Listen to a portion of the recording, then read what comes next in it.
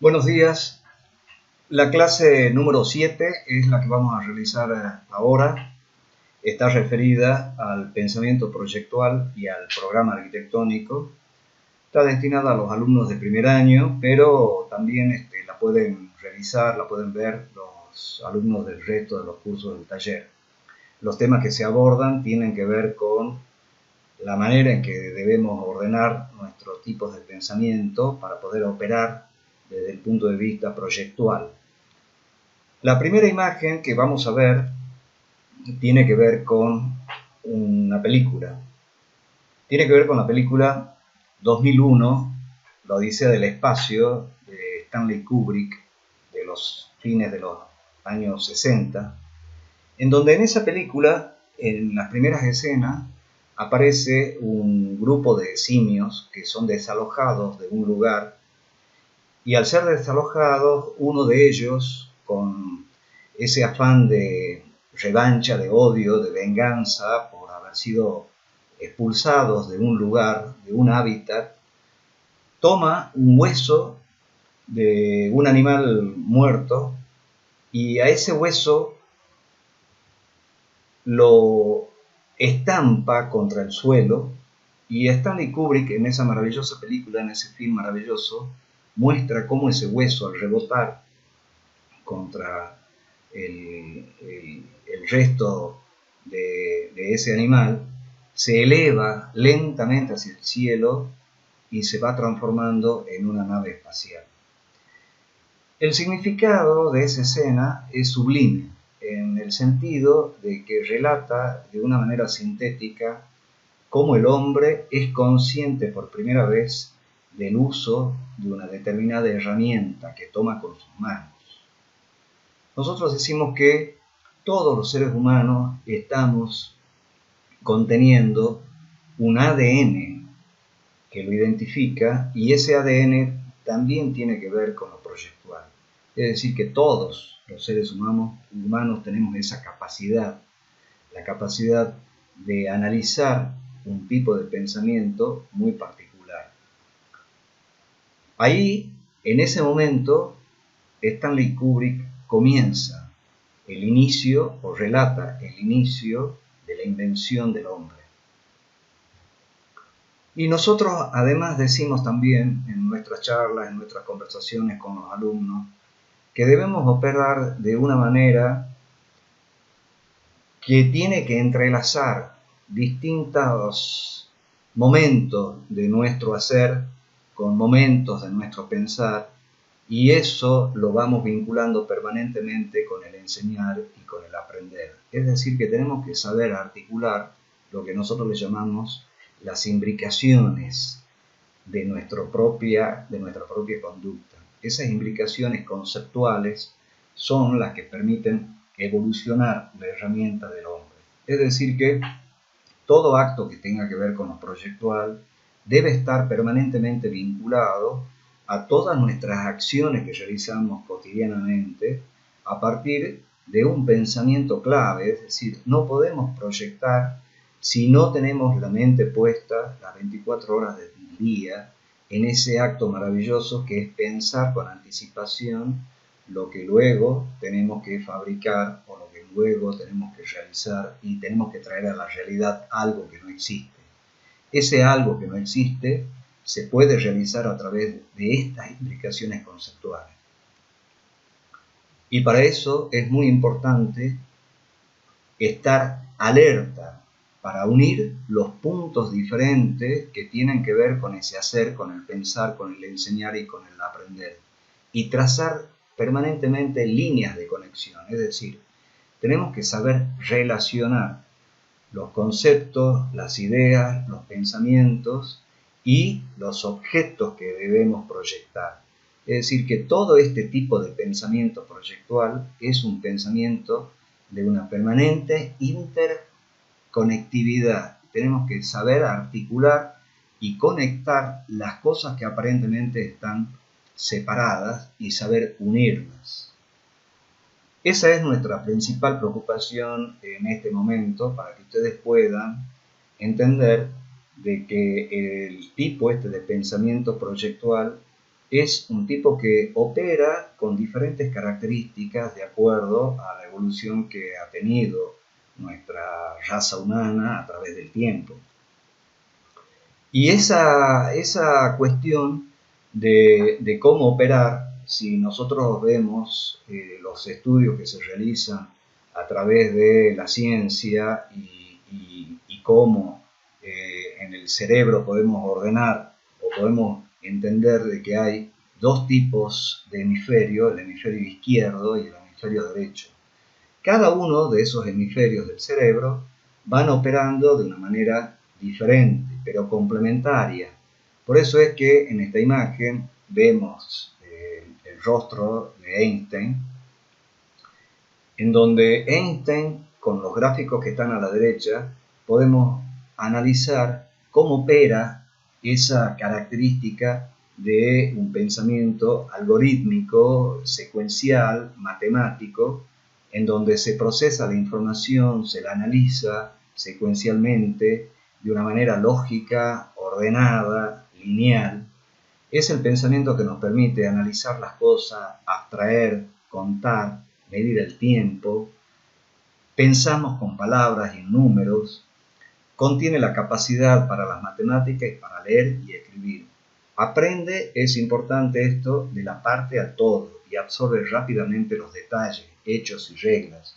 Analizamos la información paso a paso. Ese es el tipo de pensamiento al que denominamos pensamiento algorítmico, que es complementario con el hemisferio derecho, que le podemos llamar también el tipo de pensamiento ya heurístico, no algorítmico, sino heurístico.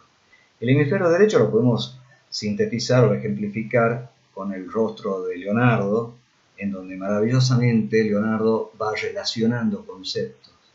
Y es lo que se entrena para una percepción global de los problemas. Con él se ven las cosas en el espacio, cómo se combinan las partes para formar el todo, se entienden las metáforas, se sueña, se crean nuevas combinaciones de ideas, se procesa la información de manera global, se parte del todo para entender las partes que componen ese todo. El hemisferio holístico es intuitivo en vez de lógico. Por eso este tipo de pensamiento heurístico tiene que ver más con la intuición que con la lógica. Se piensa en imágenes, se piensa en símbolos, en sentimientos, tiene la capacidad de imaginar, de tener una percepción mucho más desarrollada. Es decir, que estos dos tipos de pensamientos son los que nos permiten operar dentro del pensamiento proyectual. Una manera muy interesante que nosotros la desarrollamos en el taller es la que elabora un famoso físico que se llama Fritz Zwicky, con una especie de cuadro morfológico, le llama él un cuadro morfológico, que alienta la creatividad de una manera muy razonable y donde nosotros la tenemos que utilizar permanentemente en nuestro proyecto. Sería una especie de vinculación entre lo que le llamamos el pensamiento algorítmico y el pensamiento heurístico. ¿Y consiste en qué? Consiste en que cuando uno resuelve un tipo de problema, en este caso, por ejemplo, este cuadro fue realizado para el ejercicio de un baño, de cómo se podrían elaborar alternativas teniendo en cuenta ese elemento arquitectónico de una vivienda, entonces podemos establecer de que el baño puede tener estas tres variables de ocupación, puede estar en el medio de la vivienda, puede estar en un borde o puede estar afuera. Tiene que ver también con establecer alternativas de tipos de límite, como pueden ser estos que están desarrollados acá. Puede ser la ubicación del baño en relación a las zonas de la vivienda, la zona privada, la zona de llegada o a la zona de servicio. Puede ser entre una vinculación de las partes que conforman el baño, la ducha, el inodoro, el lavabo, y puede ser a esos tipos de acceso. Quiere decir que este cuadro nos va a dar una cantidad de alternativas en función de las líneas de variables que nosotros pongamos para desarrollarla. Esto es un cuadro que combina lo heurístico y combina lo algorítmico. Acá están todas las alternativas posibles y con colores podemos ir haciendo una combinatoria para elegir algunas de estas alternativas que posteriormente pueden ser evaluadas. Este es un ejercicio que ustedes lo pueden realizar en función de los proyectos que vayan realizando y vale tanto para un problema complejo de arquitectura como un problema simple. En esta imagen podemos ver cómo se articula de una manera gráfica esta caja de Zwicky, en donde fueron ubicados distintas partes de una vivienda, algunas con una imagen del objeto final, el programa, cómo está organizado, las combinatorias, los distintos tipos de espacios, los distintos tipos de materiales. Quiere decir que intuitivamente, a pesar de que no establezcamos o no desarrollemos una caja de Zwicky, intuitivamente esa caja de Zwicky siempre está presente en lo que nosotros podemos realizar.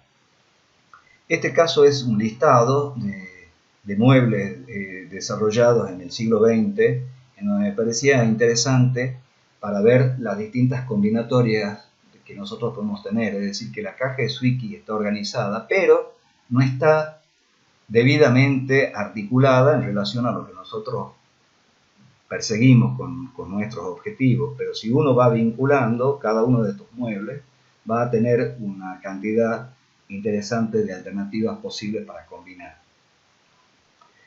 Ese tipo de pensamiento proyectual también tiene que ver con saber aprender de las obras que realizaron los maestros de la arquitectura. Por eso es importante saber educar nuestra visión de los problemas arquitectónicos, aprendiendo a relacionar lo que hicieron nuestros como antecedentes, lo que hicieron otros arquitectos. Entonces tenemos que aprender a pensar a través de los maestros de la arquitectura, aprender a pensar relacionando ideas y conceptos y aprender a través del estudio y el análisis de obras significativas. Acá lo tenemos a Le Corbusier, Wright, Clorindo Testa y este famoso edificio de Mendelssohn de un laboratorio astronómico en donde aparece esa imagen gráfica que luego tiene una verosimilitud con el edificio ya terminado y concluido.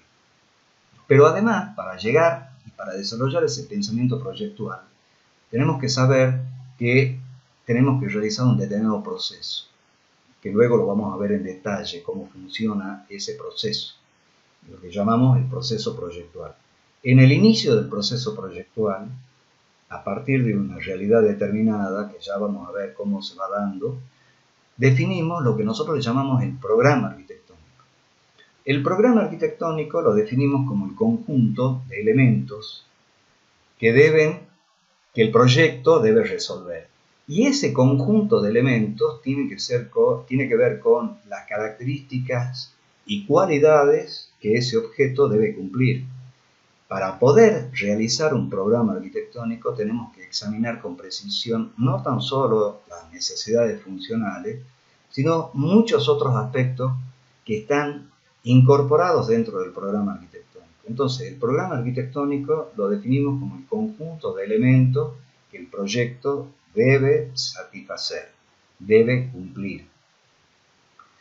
También, a partir de varios autores de teoría de la arquitectura, como en este caso el maestro Villagrán, de México, fue uno de los que desarrolló con extensión qué caracteriza el programa arquitectónico. Y Villagrán se pregunta sobre cuáles son los elementos que lo conforman. Entonces, podemos decir que el programa arquitectónico tiene que ver con un qué, tiene que ver con un para qué, tiene que ver con un cómo, tiene que ver con un dónde y tiene que ver con un quién. El qué se lo podría definir como lo que significa el objeto que tenemos que resolver, es decir, el sentido de lo esencial y lo axiológico. Son los requisitos cualitativos. Eso es lo que permite ordenar el programa arquitectónico. El para qué son los principios generales y particulares que le vamos a conferir a esa obra de arquitectura. Podemos partir de los conceptos de la modernidad, de la funcionalidad, de la expresividad. El concepto rector son los que califican o cualifican a los requisitos cualitativos. Ahí interviene la idea, el partido, y el cómo es la comprensión de los elementos a proyectar, es decir, comprender que los elementos deben ser están conformados por los espacios, por los volúmenes, por medidas, por equipamiento. Ahí aparecen las variables del espacio interior y la envolvente. El dónde son las variables del lugar, el clima, las orientaciones, los accesos, las relaciones. Tiene que ver con los ingresos, los recorridos, con los límites, con la envolvente. ¿Y para quién? Es el usuario, el habitador, el visitante, el destinatario del edificio, es decir, quién va a ser, para quién va a estar dirigido esa obra de arquitectura. Entonces, ver cuáles son las características comportamentales, las características culturales que tiene ese usuario o ese habitador. Todas estas son los interrogantes, son los elementos que nos ayudan a definir el programa arquitectónico. Esta imagen nos muestra cómo se da ese proceso que nosotros le llamamos el proceso proyectual y que tiene que ver con cómo se produce una obra de arquitectura. Estos elementos que conforman ese proceso de producción de una obra de arquitectura comienzan con las distintas etapas que nosotros las podemos mencionar rápidamente, en donde está obviamente la realidad que tenemos a diario, investigar cómo es nuestra realidad y el problema se inserta directamente en esa realidad. A partir del problema podemos pasar a la otra instancia que es el programa a través de una investigación adecuada de cómo ese problema está inserto en una realidad determinada y a través de esta investigación vamos a determinar las características de ese programa arquitectónico. Ahí aparece también la idea como un elemento que se inserta a priori, a pesar de no tener el programa resuelto, uno también puede tener una idea arquitectónica. La siguiente etapa, después del programa, una vez que uno tiene armado ya el programa arquitectónico, uno puede desarrollar esa idea primigenia, desarrollarla con mayor precisión, y es lo que le llamamos el concepto o partido arquitectónico. La segunda etapa, que tiene que ver ya con las etapas del desarrollo profesional, en la carrera profesional y que están reguladas por los organismos colegiados, tiene que ver con lo que nosotros le podemos llamar un anteproyecto conceptual o croquis preliminar. La siguiente etapa es básicamente el anteproyecto, el desarrollo del anteproyecto, cuando se pasa a la etapa siguiente y ya se perfecciona ese anteproyecto con datos más precisos, le llamamos el proyecto ejecutivo, que es la documentación que nos permite que la obra se pueda construir. ¿Cuáles son los elementos que intervienen en cada una de estas etapas? Bueno, los relatamos muy sintéticamente. Cuando hablamos de la idea, una idea se debe expresar una resultante gráfica, básicamente, en donde aludimos a una forma con una determinada apariencia. También a la idea le podemos llamar el concepto rector del proyecto. Es una respuesta gráfica, puede tener texto, puede tener palabras, puede tener una imagen, pero es una respuesta embrionaria a las variables que caracterizan un objeto arquitectónico, que pueden ser lo funcional, lo tecnológico, lo constructivo, lo ecológico, lo significativo. El partido es esa respuesta espacial de la idea realizada con una aproximación mucho más razonada y lógica. Ya aparecen los elementos de la geometría, del funcionamiento, las respuestas con texto, una forma más determinada. Los croquis preliminares o el anteproyecto conceptual son esquemas que se van elaborando, es una mayor elaboración de diagramas, aparecen los croquis esquemáticos, aparecen ya una planta desarrollada, esquemática, los volúmenes, es la interpretación preliminar del programa convenido. El anteproyecto es el conjunto de información en donde ya se puede especificar la idea básica y que tiene una respuesta conceptual y formal. Es donde podemos atender y visualizar la expresión, el carácter que va a tener la propuesta, tiene que ver con costos también aproximados, con una memoria descriptiva, y el proyecto ejecutivo es el conjunto de planos y documentos técnicos que permiten que la obra se construya. Luego, para ir a la otra etapa del producto y la evaluación, aparece la etapa de la dirección de obra, que sería la supervisión, administración de la obra, el control de los contratistas, la administración de gastos, recursos y demás. La evaluación o gestión es también otra etapa, que es una vez que ya está el objeto construido, se puede evaluar su funcionamiento, se corrigen fallas, se revisa el mantenimiento y obviamente se produce también una retroalimentación para otros proyectos que se puedan realizar a futuro.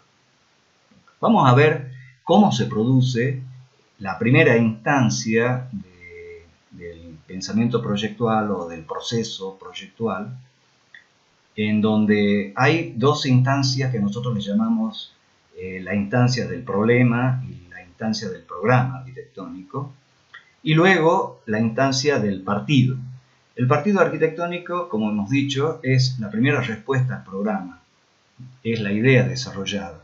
En estos casos aparece, por ejemplo, este dibujo del arquitecto Roberto Frangella, en donde aparece esta idea analógica de enfrentar un edificio al río, y con el mismo trazo que tiene el río aparece esta montaña verde que él la desarrolla con esta idea, es decir, una especie de tribuna abierta al río en donde la parte inferior se resuelve el programa de ese edificio. Pero esa es básicamente la gráfica, explica esa idea de partido. Lo mismo aparece con la torre que ya hemos visto de Mendelssohn, o aparece con esta propuesta del arquitecto Renzo Piano, en donde la idea la podemos traducir con una secuencia entre un momento inicial, un eje circulatorio y una serie de volúmenes que hay que transitar para llegar al volumen final. Esta es la traducción de esa idea esquemática, esa idea gráfica en las tres dimensiones. Entonces, es importante tener presente esta primera instancia de cómo realizar ese partido arquitectónico. Ese partido arquitectónico entonces es la primera respuesta aproximativa a lo que hemos elaborado dentro del programa arquitectónico. No podemos elaborar un partido si antes no conocemos con precisión los datos que tiene el programa arquitectónico.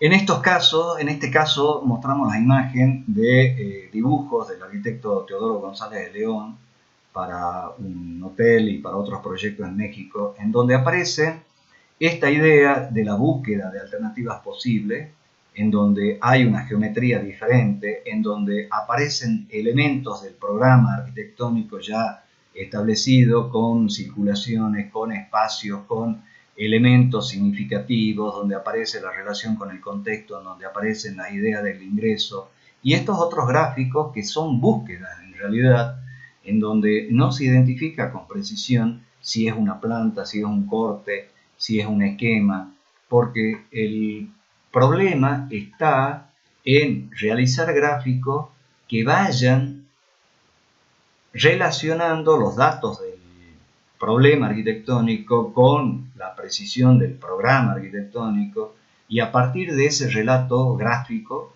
vamos encontrando los principios ordenadores de nuestro proyecto o de nuestra idea o partido. Este es otro caso de imágenes que también son realizadas por Teodoro González de León, donde se ve esa característica de búsqueda de un partido arquitectónico.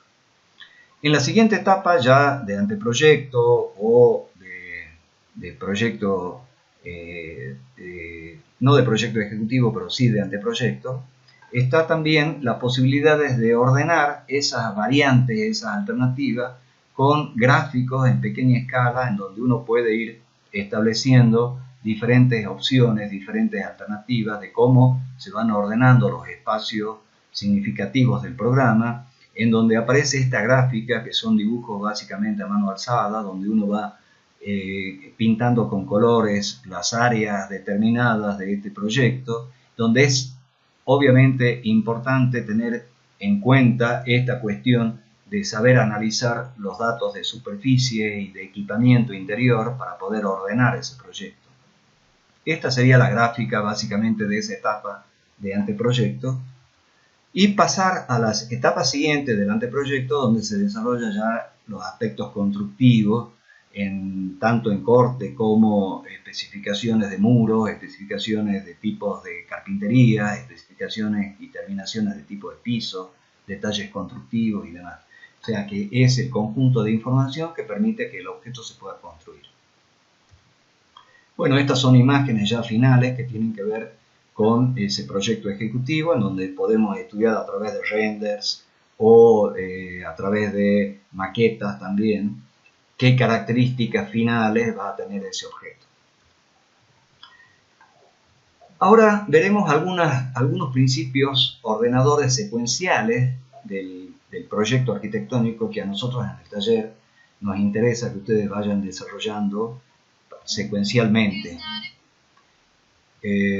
Por lo tanto, en este caso vemos una obra que es la del Museo MACBA del arquitecto Richard Meier, ubicado en Barcelona, pero lo que nos interesa ver es esta gráfica, cómo él va ordenando estos conceptos de una manera particular. Fíjense, nosotros le llamamos a estos conceptos, a partir de estos esquemas de Meier, principios ordenadores y secuenciales del proyecto.